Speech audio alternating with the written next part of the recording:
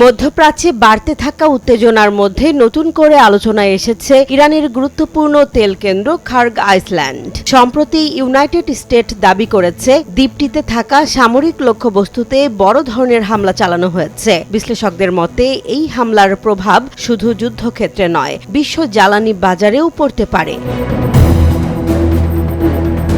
ইরানের দক্ষিণে পার্সিয়ান গালফে অবস্থিত ছোট এই দ্বীপটি ইরানের তেল রপ্তানির প্রধান কেন্দ্র। দেশটির বিপুল পরিমাণ অপরিশোধিত তেল এখান থেকেই বিশ্ববাজারে যায়। ফলে খার্গ দ্বীপে কোনো হামলা বা অবকাঠামো ক্ষতিগ্রস্ত হলে ইরানের অর্থনীতিতে বড় ধাক্কা লাগতে পারে বলে মনে করছেন বিশেষজ্ঞরা।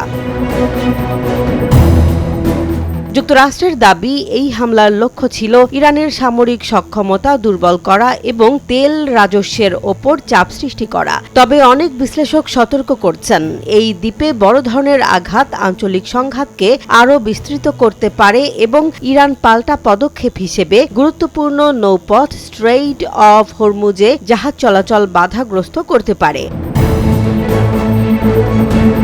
ফলে খার্গ দ্বীপকে ঘিরে তৈরি হওয়া উত্তেজনা এখন শুধু ইরান যুক্তরাষ্ট্র দ্বন্দ্বের মধ্যেই সীমাবদ্ধ নেই। এটি বিশ্ব জ্বালানি বাজার, মধ্যপ্রাচ্যের নিরাপত্তা এবং বৈশ্বিক রাজনীতিতে নতুন অনিশ্চয়তার ইঙ্গিত দিচ্ছে। জেসমিন জাহান, নিউজ ডেস্ক, জনবাণী।